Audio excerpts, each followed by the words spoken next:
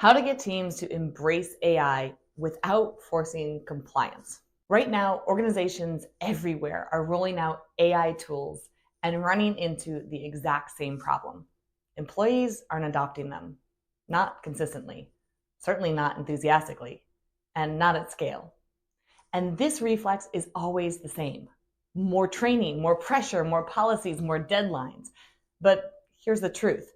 AI adoption is not a technological issue. It's a nervous system issue. You cannot force someone out of fear. You have to lead them into curiosity. So today, I'm going to show you how to do just that. Why mandates don't work. If you ever want to guarantee AI resistance, here's the fastest way. Make the training mandatory. When you say you must learn this tool, your team's biology hears you're being judged, you're being evaluated, you're being replaced, and you're being compared. And what does the brain do with perceived threats? It shuts down the prefrontal cortex, the part responsible for all of the problem solving, strategic thinking, risk taking, and creativity. In other words, mandatory training turns off the very circuits that are needed to adopt the tool itself. This isn't bad attitude, it's biology. The real reason people resist AI? Well, people don't resist AI tools. They resist what AI threatens inside of them. Competence, status, identity, predictability. AI introduces uncertainty, and uncertainty is your brain's least favorite sensation. Your nervous system says, oh, this feels unfamiliar, and unfamiliar is probably dangerous. I better avoid it. So when leaders see resistance and think, why won't they just learn it? The real answer is because their biology is screaming at them not to. Until you address the emotional side of AI, the logical side is not going to follow. Curiosity is the antidote to AI resistance.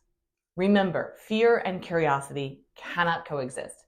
It is physiologically impossible for your brain to be both afraid and curious at the same time. So this is your advantage. The moment a leader creates a culture of curiosity, fear dissipates and threat mode relaxes. Cognitive flexibility can begin to increase and creativity comes back online.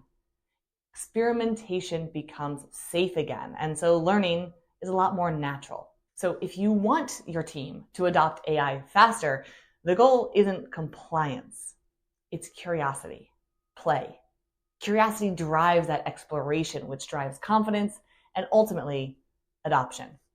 This is the entire sequence. Replace compliance with play. AI adoption skyrockets when teams are allowed to simply play before they're expected to perform. In the play state, the brain feels very low threat, low stakes, low evaluation, low comparison. And this opens the door for dopamine-based learning, which is faster and deeper and longer lasting. There's a reason that as kids, we play a lot. We're learning a ton, and we have a safe environment in which to do it. Adults need permission to play. So here's how to shift the team from pressure to play. First, remove the performance expectations up front. So instead of learn this tool for your job, take 10 minutes to see what this tool can do. Instant relief. Secondly, encourage exploration, not correctness. So find something surprising this tool can do, not follow these steps perfectly. Here are the prompts. Surprise creates dopamine, and dopamine is what drives learning. Third, flip resistance into experimentation. So see if you can break this tool. People love finding limitations, and in the process, they learn how the tool actually works. 4, celebrate attempts, not outcome. Applaud the effort, not the mastery. If you're attempting it, you create safety. But if you're expecting people to master it, you're absolutely creating pressure and threat, and they're going to resist even more.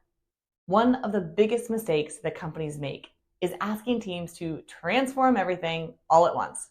But your nervous system isn't built for overnight reinvention. It's built for incremental adaptation. So use the 10% rule. Find one workflow and improve it by just 10% using AI. Not automate your entire job, not rebuild your entire email or your whole process, just 10%. And this is why it works. It removes the threat and it makes the task feel doable. So you're finding success quickly, which creates this reinforcement of positivity, turning the brain from avoid to approach. The next 10% after that becomes easier, and then the next, and then the next. Your brain actually becomes sensitized to those tiny wins, and those successes become unstoppable momentum forward. This is true leadership in the era of AI. Not certainty, curiosity. Not perfection, presence. Not expertise, emotional regulation and modeling. AI adoption will rise and fall based on how safe people feel to explore, experiment, and be imperfect. So you cannot force people to learn AI, but you can create the emotional environment where learning becomes natural. Replace those mandates with curiosity and pressure with play. That's how teams learn faster. That's how organizations innovate more deeply. And that's how humans lead AI, not the other way around. Stay curious, stay adaptive, stay human, and fear less, but definitely stay stressed.